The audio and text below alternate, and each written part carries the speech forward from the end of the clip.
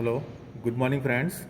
Today we will see the tutorial topic of large intestine. First we will see the large intestine in situ, that is within the abdomen, where it is situated and how it is placed. So first we have to remove the skin, superficial fascia and the anterior abdominal wall muscle. So when we remove anterior abdominal wall muscle, we can view this type of structure. So you can see this yellowish shiny covering, that is the greater omentum, which will cover all the contents of the abdomen. When we reflect this greater omentum upward, we can see the coils of intestine, that is nothing but our small intestine. Today we have to discuss large intestine. To see the large intestine, first we will remove this small intestine along with its mesentery that we have already discussed. See, this is the mesentery of small intestine. So we are removing the small intestine along with its mesentery, which is attached over the posterior abdominal wall. So after removing the small intestine, we can view the large intestine easily. So this is the part of large intestine. It is situated like this, horizontally placed C-shaped manner. And this part, that is the greater omentum, which will be continue with the mesentery of the transverse colon behind the transverse colon, this part. So friends, this mesentery or mesocolon is nothing but the fold of peritoneum via which the intestine attach with the posterior abdominal wall. Now first look at the part of the large intestine. This one is the initial part of the large intestine, that is the cecum. It starts at the level of ileocecal junction. See here we have cut the ileum. So this one is the ileocecal junction. Here the cecum is a dilated part of the large intestine. When we go above, there will be ascending colon. Now here you can see the ascending colon is almost fixed to the posterior abdominal wall, so which is covered anteriorly by the peritoneum itself. As we go upward, just below the liver, there will be bending. So that is called as hepatic flexure. So from hepatic flexure, the large colon turns to the left, somewhat goes downward, and then ultimately it reaches up to the left hypochondrial region near the spleen. So this part is our transverse colon. Now see here the difference between ascending and transverse colon. The ascending colon is retroperitoneal organ, while this transverse colon has mesentery via which it attaches with the posterior abdominal wall. So this part is intraperitoneal.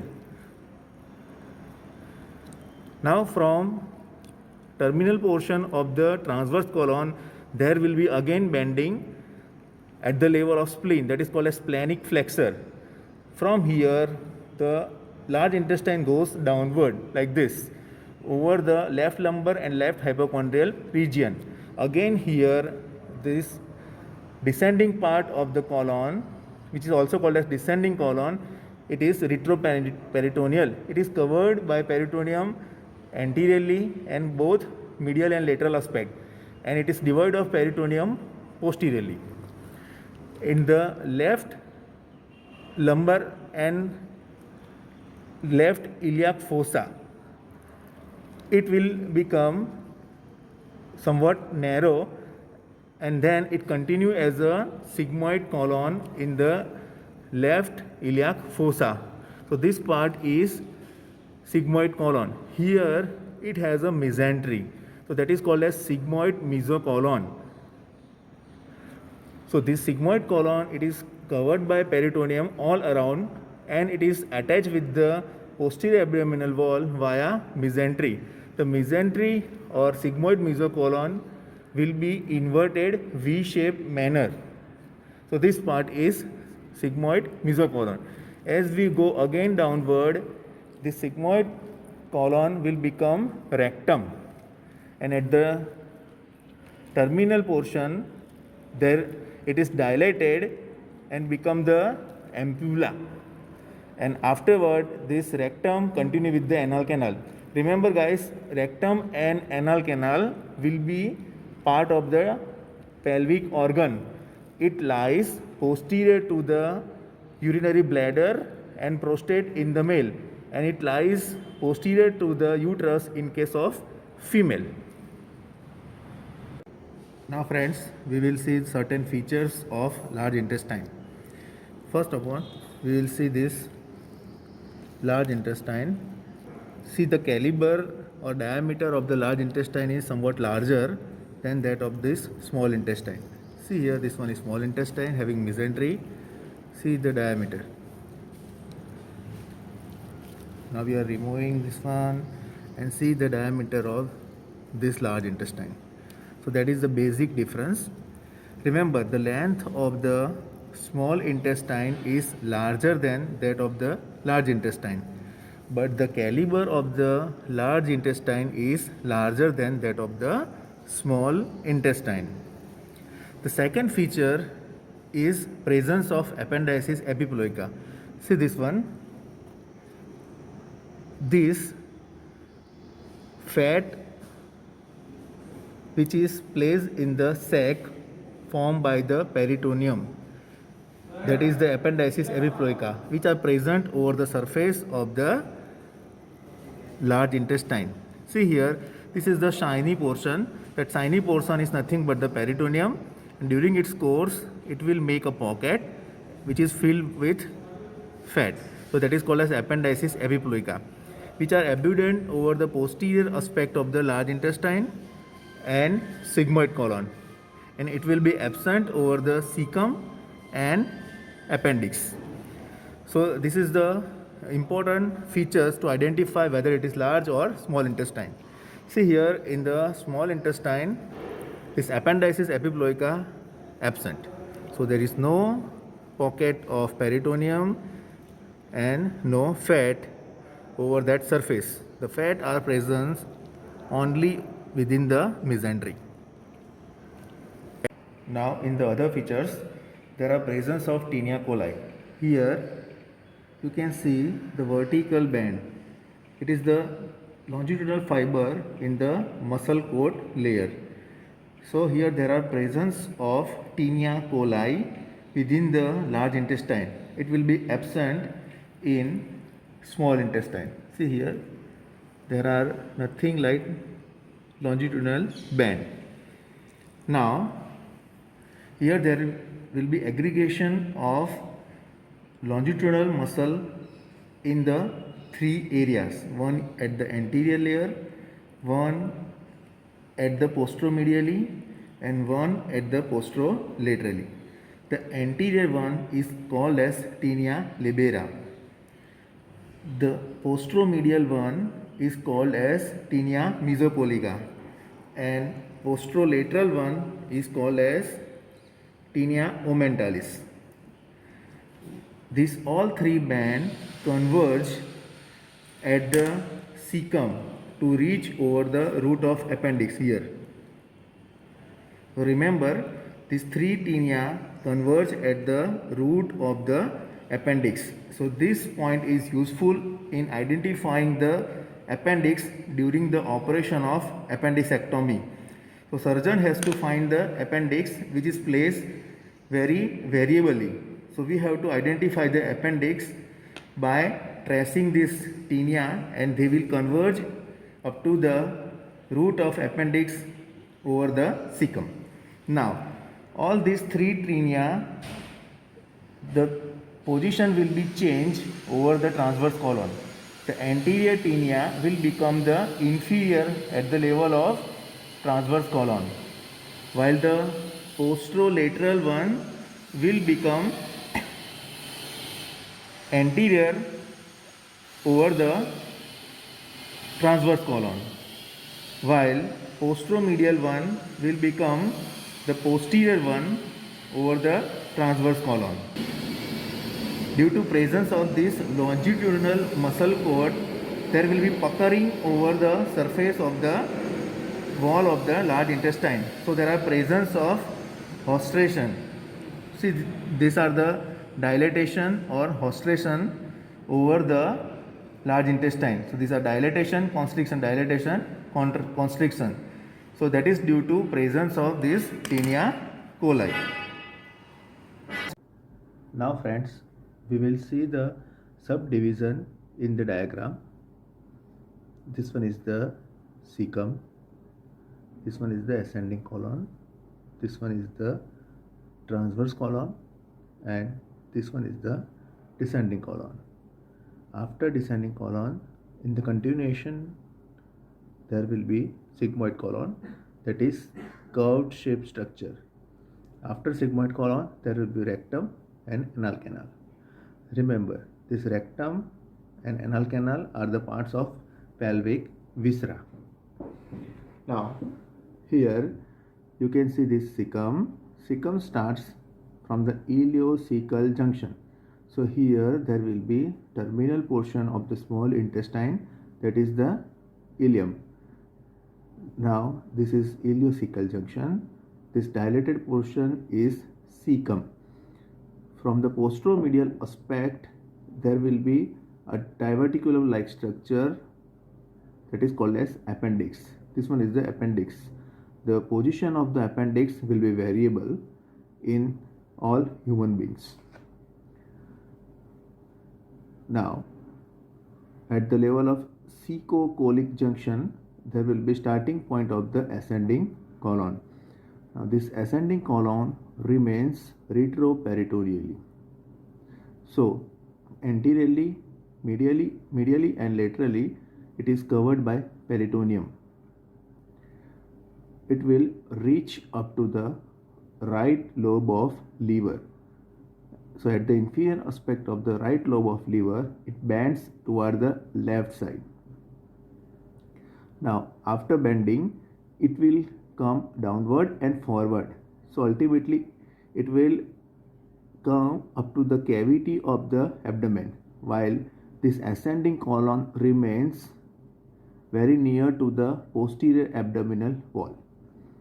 Now the bending at the liver is called as right colic flexor or hepatic flexor. Now from the hepatic flexor the colon goes downward and forward toward the left, and then it will turn toward the upward and more deeper up to the spleen. So here it lies at the level of 1 inch above the transpyloric plane. Now from here at the level of spleen it will turn downward.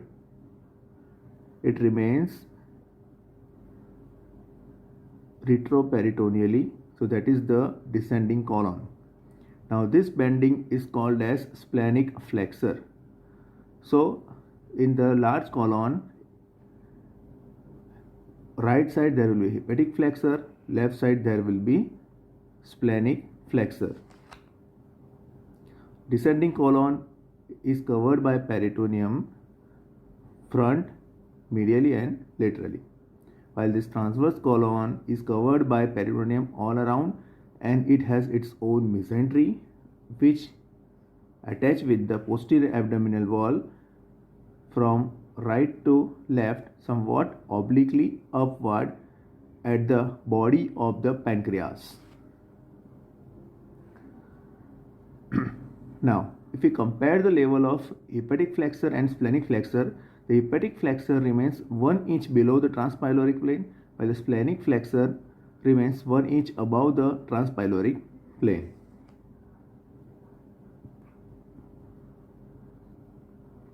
This descending colon remains in the left hypochondrial and left lumbar region. In the left iliac fossa there will be sigmoid colon. It is S-shaped structure. Now again it is covered by peritoneum all around, and it has own mesentery, that is sigmoid mesocolon. It is attached with the posterior abdominal wall, particularly over the posterior aspect of the pelvic wall in inverted V-shaped manner. Now, at the level of S3, there will be starting of this rectum.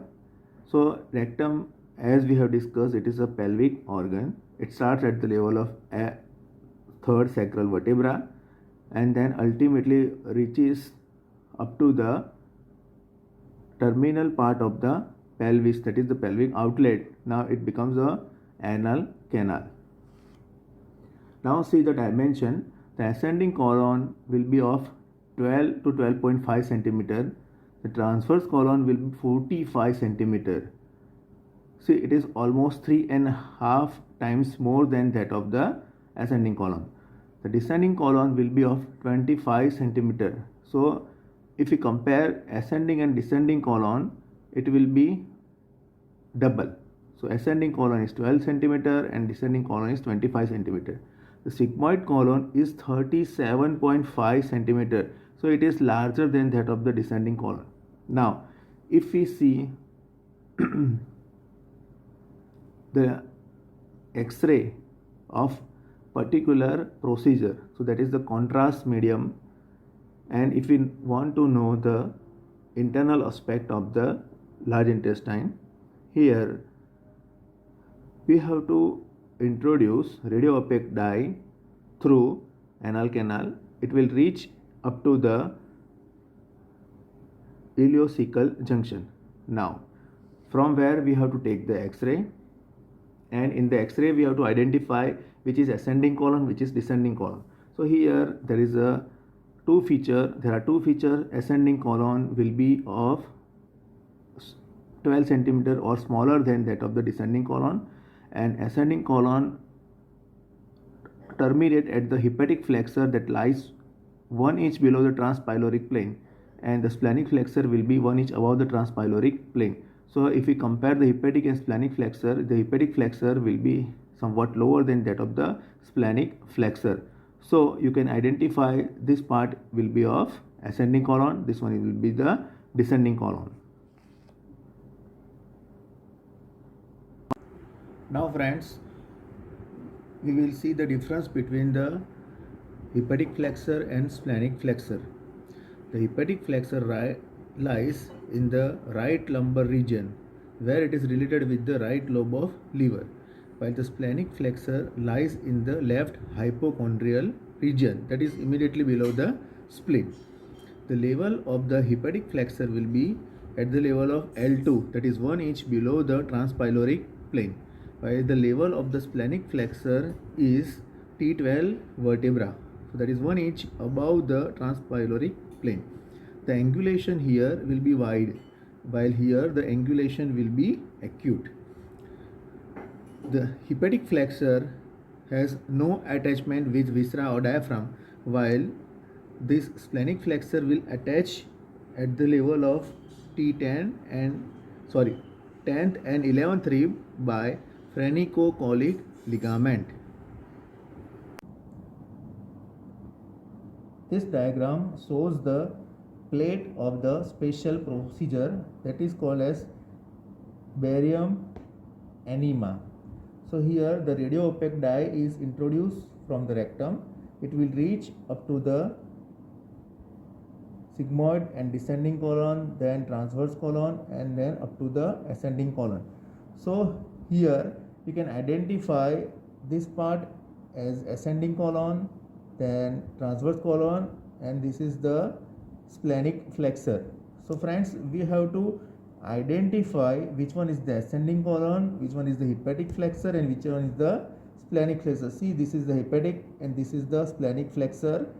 The hepatic flexure lies somewhat lower than the splenic flexure. As we have discussed, splenic flexure lies up to the level of 1 inch above the transpyloric plane, while the hepatic flexure lies 1 inch below the transpyloric plane. And in the same way, we have to identify this is the ascending colon and this is the descending colon. Descending colon always continues with the sigmoid colon.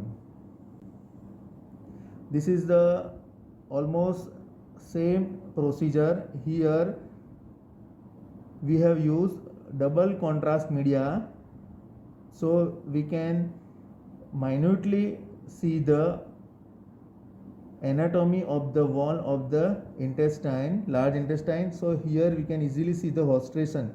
So from this we can identify the diverticulosis. So here we have to identify, suppose there is pathology, what it is in which part of the colon we can identify, but right now we should remember this part is hepatic flexor, this is transverse colon, and this is the splenic.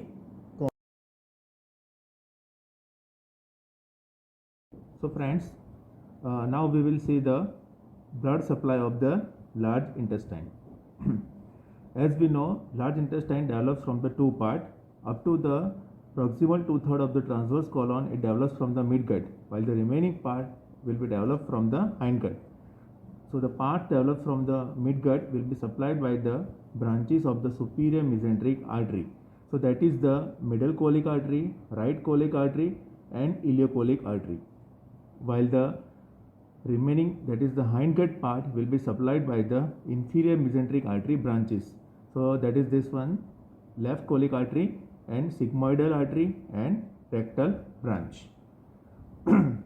Now we will see the vascular pattern of the large intestine. You can see near the concavity of the large colon there is formation of arterial arcade. There is a continuous arterial arcade that is formed by the anastomosis between the adjacent vessel. So that continuous anastomosis is called as marginal artery of the Drummond. That will be formed by the different branches of the superior and inferior mesenteric artery. Now you can see here, this one is the mesentery of the transverse colon, that is the transverse mesocolon. So this branches from the superior mesenteric artery, that is the middle colic, that will enter into the transverse mesocolon. It will reach up to the border of the transverse colon. So it will give right branch and left branch. The right branch will make anastomosis with the adjacent branch. Same way, left branch will make anastomosis with the branches from the inferior mesenteric artery. The next artery will be middle colic artery. It will give ascending branch and descending branch. Then ileocolic branch, that will give ascending and descending branch. So the ascending branch from the ileocolic artery will make anastomosis with the descending branch of the right colic artery, and same way ascending branch of the right colic artery will make anastomosis with the descending branch of the middle colic artery.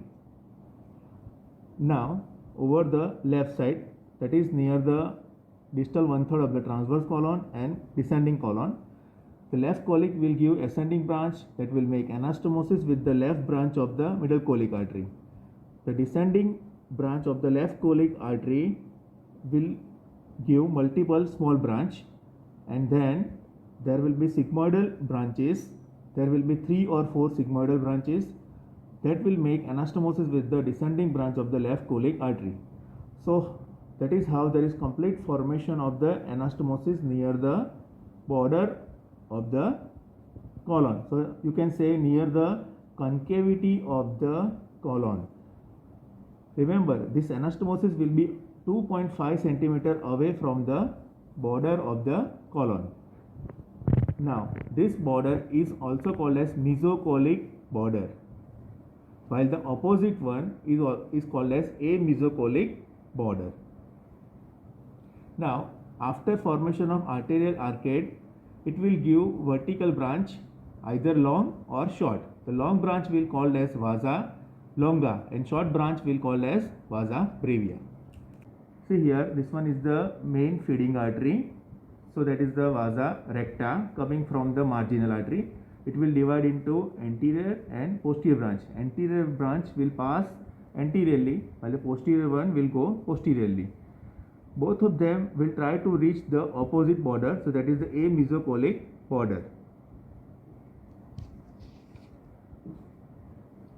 Now see here, This is the wall of the large colon. These three are the tinea. Now from the serosa, there are formation of the appendices epiploicae. So this part will also get blood supply, that we will see in the next slide. See here, this is the main feeding artery. It will give anterior branch, posterior branch. So these are the vasa longa, and from the vasa longa itself or directly from the feeding artery, these are the short branches, that is the vasa brevia. So vasa brevia will directly pierce the muscular wall and reach up to the mucosa, while vasa longa will try to traverse the wall of the intestine. So it pierces the muscular wall and ultimately try to reach toward the amesocolic border. During its course, it will supply the appendices epiploica over the both sides. So in this figure you can see this one is mesocolic border, this one is amesocolic border. Near the amesocolic border there will be less vascular blood supply. So that is important with regard to the surgical incision. So during any surgical operation over the large intestine, surgeon will put incision over the amesocolic border, so there will be less vascular blood loss. Second thing, here appendices epiploica will get blood supply. So surgeon has to be careful during the removal or during any surgery over the appendices epiploica and wall. He has to be careful that this part will not be damaged. Third thing, in the wall at a certain places there will be weakened area.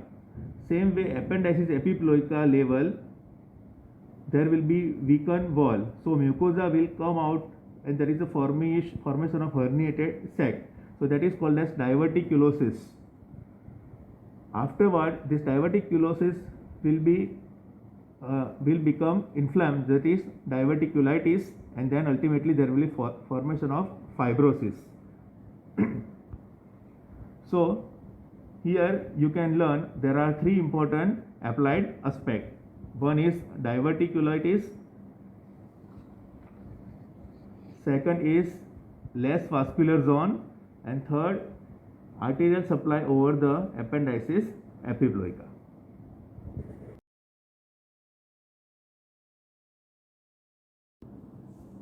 So friends, now we will see the lymphatic drainage or lymph nodes that drains the large colon. It is divided into four parts. One is epicolic lymph node. So epicolic lymph node will lie over the wall of the large intestine. Second, that is the paracolic group of lymph node. So these are the paracolic group of lymph node that lies along the concavity of the large colon. Third is the intermediate group of lymph node.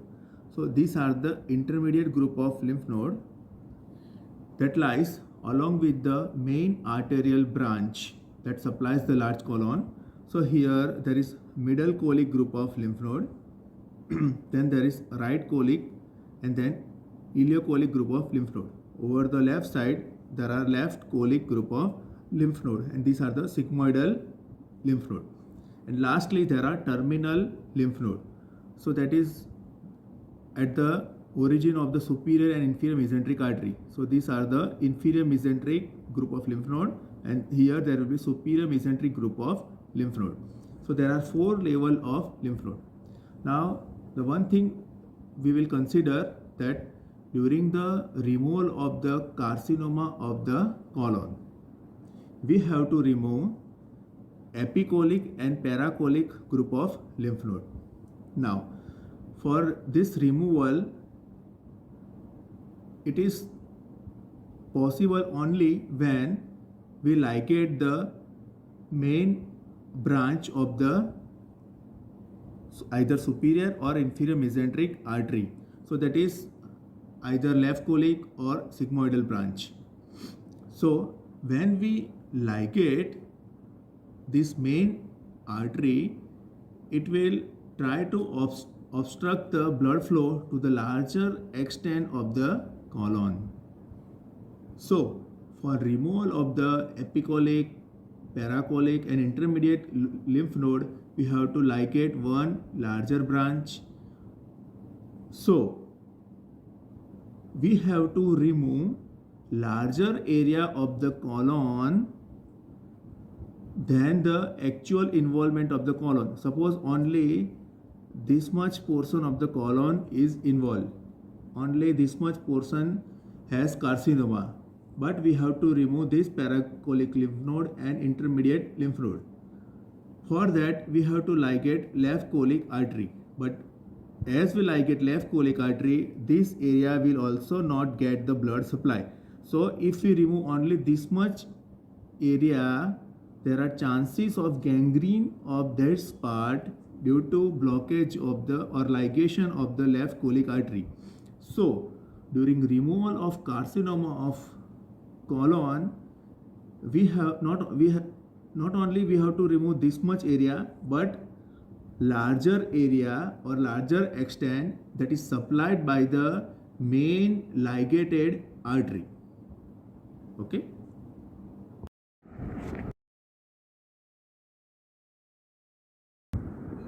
Now supply of the large intestine are supplied by both sympathetic and parasympathetic nervous system. The midgut territory receives its sympathetic supply from celiac and superior mesenteric ganglion, that is T11 to L1, and parasympathetic supply from vagus. Both nerves are distributed to the gut through superior mesenteric plexus. The hindgut territory receives its sympathetic supply from lumbar sympathetic chain and its parasympathetic supply from the pelvic splanchnic nerves, both via superior hypogastric and inferior mesenteric plexus. The parasympathetic nerves are motor to the large intestine and inhibitory to the internal anal sphincter. The sympathetic nerves are largely vasomotor but also motor to the internal anal sphincter and inhibitory to the colon. Now coming to the function of the colon, it will help in the lubrication of feces by mucus, absorption of the water, salts and other solutes. Bacterial flora of the colon synthesizes vitamin B. The microvilli of some columnar cell serve as a sensory function. The mucoid secretion of colon is rich in antibodies of IgA group which protect it from the invasion by microorganism. So that's all for today. Thank you.